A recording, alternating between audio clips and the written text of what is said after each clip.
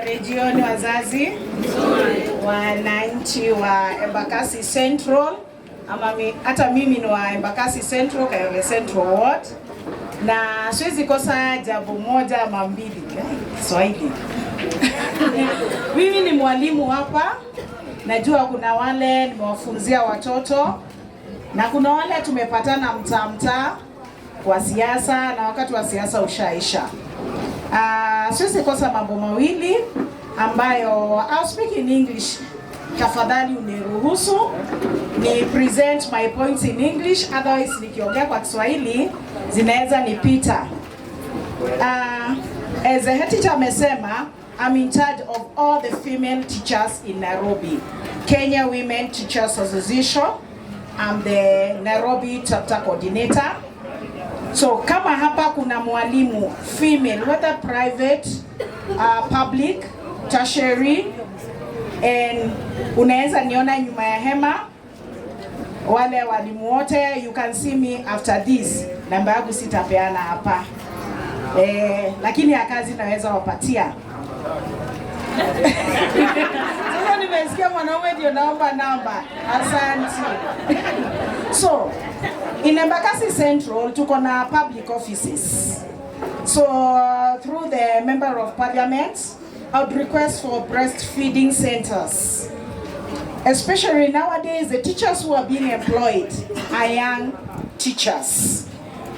Na wako ile age ya kupata watoto, si kama sisi tushapitwa na wakati. And inafika wakati that this teacher, after her maternity leave, she has to go home.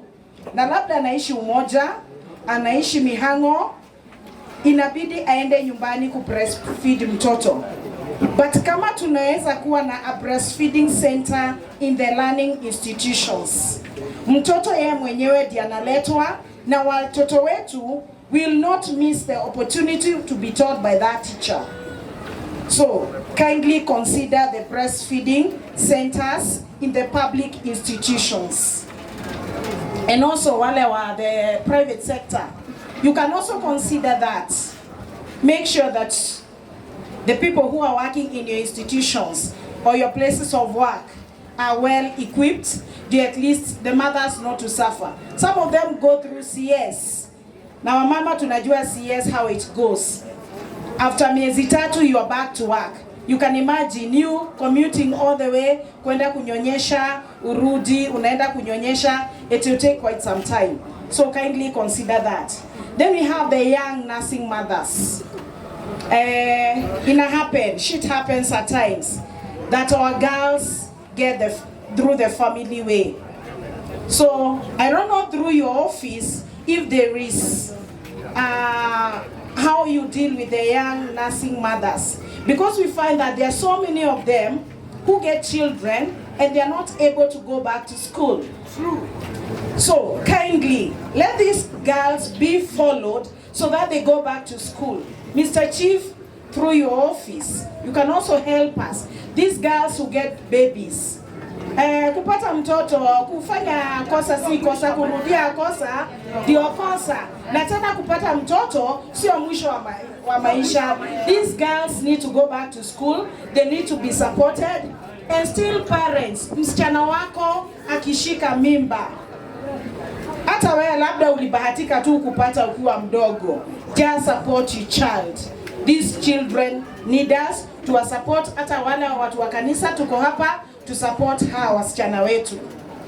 Then we have through your office, mheshimiwa, the sanitary towels and mheshimiwa Monfire.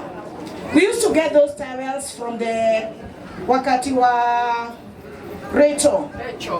We used to get those sanitary towels. Tangu mama Reto aende wakati wa pasaris wote hatujapata sanitary towels. Through the MP we've never got sanitary towels. And sometimes I'm challenged because as we have started issuing sanitary towels, lakini hapa Kayole wanasema sio slum. Through the Kenya Women Teachers Association tunapeleka Soweto, lakini hapa Kayole wanasema it's not a slum. So kindly our Member of Parliament or MCS save our girls, because sometimes unless tupate NGOs wanatupatia sanitary tiles, yani padi.